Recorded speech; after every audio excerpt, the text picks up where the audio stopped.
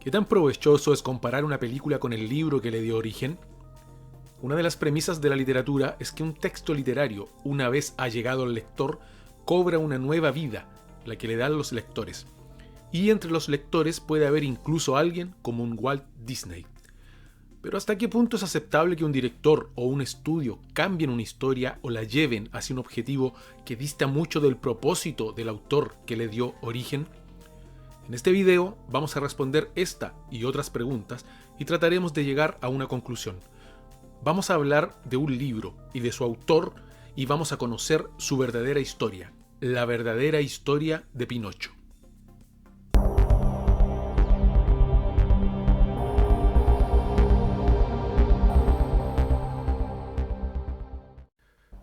Para hablar del libro Las aventuras de Pinocho es necesario hablar primero de su autor, Carlo Collodi, y situar su creación en el contexto de la historia de la literatura en que fue escrito. Carlo, quien no se apellidaba así, ya que tomó su apellido de su pueblo de nacimiento, fue un escritor italiano de la región de la Toscana, de orígenes pobres. Solo mediante la ayuda de un personaje de la nobleza, el marqués Ginori, pudo dedicarse a cursar algunos estudios superiores. Sin embargo, esta ayuda superior no impediría que años más tarde Collodi se uniera con fervor a la causa de la independencia italiana, peleando en el ejército contra el yugo del Imperio Austríaco. En el contexto en que fue escrito el libro de las aventuras de Pinocho, debemos situarnos en la segunda mitad del siglo XX, donde se daba a la literatura para niños un lugar muy específico, con evidentes fines de pedagogía, para amoldar el carácter de los niños a las reglas de la sociedad burguesa. Hay que tener presente que, paralelamente, en la Europa de la época, otros autores llevaban adelante la misión, en primer lugar, de dar un lugar distinto a la literatura infantil, como es el caso de Andersen en Dinamarca. Entrando de lleno en la obra, hay que tener presente esta realidad histórica para leer un libro donde se dan descripciones gráficas de castigo para el protagonista. Castigos que incluyen pasar varios meses en la cárcel, colgarlo de un árbol, usarlo de perro guardián, freírlo como pescado y hasta quemar sus piernas dejándolo tullido. Muchos de estos episodios han sido suavizados en adaptaciones posteriores, incluyendo las cinematográficas, así como episodios que hay que leer 2 veces para convencerse, como aquel en que Pinocho mata al personaje de Pepe Grillo. He aquí este fragmento. «Cállate, grillote de mal agüero», gritó Pinocho. Pero el grillo, que era paciente y filósofo, en lugar de tomarse a mal la impertinencia, prosiguió en el mismo tono de voz. «Y si no te va lo de ir a la escuela, ¿por qué no aprendes al menos un oficio, como para ganarte honestamente un trozo de pan?» «¿Quieres que te lo diga?», replicó Pinocho, que empezaba a perder la paciencia. «Entre todos los oficios del mundo, solo hay uno que me guste». «¿Y cuál sería ese oficio?» «El de comer, beber, dormir, divertirme y de la mañana a la noche hacer vida de vagabundo». «Para tu información», dijo el grillo parlante con su calma acostumbrada, «todos los que se dedican a ese oficio acaban casi siempre en el hospital o en la cárcel». «Ojo, grillote de mal agüero, si me da un berrinche, ay de ti». «Pobre Pinocho, de verdad que me das pena». «¿Por qué te doy pena?» «Porque eres una marioneta, y lo que es peor, porque tienes la cabeza de madera».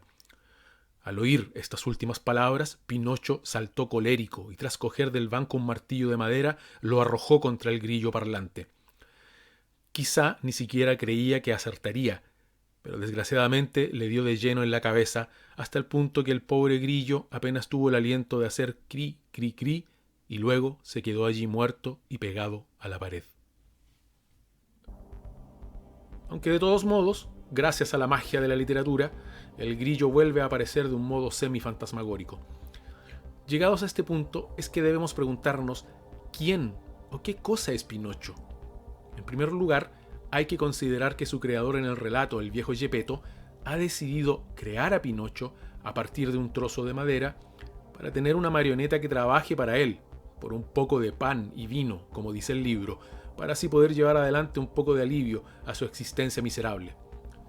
Pinocho es la representación de un granuja, y su comportamiento a través del libro lo demuestra una y otra vez, a pesar de que de vez en cuando tenga chispazos de bondad y gran valor. Es una criatura que, si lo pensamos bien, no tiene alma, o quizás está en vías de tenerla, es decir, un ser cuya moral está en formación. Aquí es necesario hacer dos alcances a la historia de Pinocho. La contradicción total de que un ser que debe aprender a tener una moral que se adapte a las convenciones de la sociedad para poder vivir en ella, de un modo que contrasta con la supuesta libre elección que tenemos como individuos. El mensaje es claro: o Pinocho se adapta o muere, o sufrirá la expulsión de la sociedad humana, al menos la sociedad a la que él desea pertenecer, y no a la de los criminales y exiliados. Y segundo, Pinocho nos anticipa de una forma extraña un conflicto que será tratado mucho más adelante en la literatura del siglo XX, la de los robots, y su toma de conciencia a una realidad de la que no son responsables y en la cual desean alcanzar un estatus similar al de sus creadores, los humanos. ¿Es Pinocho un prototipo de robot entonces? Quizás, bien mirado, el dilema y el anhelo es muy similar al de personajes como Andrew de Isaac Asimov en el relato El hombre bicentenario. Volviendo a las particularidades del relato que lo sitúa en un contexto pedagógico, también podemos hacer notar dos cosas importantes. Primero, la intención del autor. Si bien la historia de Pinocho mantiene una estructura clásica de los relatos infantiles de la época, con la dualidad castigo-recompensa, no queda claro que esa sea la intención de Collodi. Tanto es así que cuando este relato fue publicado en la modalidad de entregas, a mitad del mismo Collodi se cansó del personaje y decidió dar fin a sus aventuras dejándolo colgado, aparentemente muerto, de un árbol. Aquí surge de nuevo uno de esos misteriosos paralelismos de la literatura. Cuando Collodi decidió dar fin a Pinocho, se alzó la voz de los lectores, que reclamaron en masa que ese no podía ser de ningún modo el fin del personaje. Unos pocos años después, otro escritor se vería en el mismo dilema, el que, habiéndose cansado también del personaje al que había creado, decidió darle fin. Este escritor fue Conan Doyle y el personaje Sherlock Holmes. Ambos escritores, Conan Doyle y Collodi, deberían volver a dar vida y seguir adelante con las aventuras de estos dos personajes de la literatura debido a los reclamos de los lectores. Probablemente hayas visto la más famosa adaptación de Pinocho, que es la que hizo Walt Disney en 1940. La pregunta que debemos hacernos no es por qué Disney hizo tantos cambios y deformó la esencia de un libro que con justa razón podría estar dentro del género de la picaresca y no de la literatura infantil o supuestamente pedagógica, sino que deberías preguntarte por qué debes aceptar la visión de un autor, especialmente cuando ese autor te está presentando su visión de otro autor, como ocurre generalmente con las adaptaciones al cine. Y deberías preguntarte también por qué mejor no ir a la fuente misma y conocer la verdadera historia de una obra.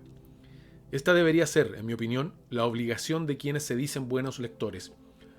No debemos criticar la obra de Disney por habernos presentado solo una faceta, o una faceta adaptada y depurada de un personaje, a veces tan impulsivo, incorregible, irresponsable, a veces cruel y desconsiderado como Pinocho, ni por omitir la crueldad física de una obra que a veces sorprende por su gráfica violencia.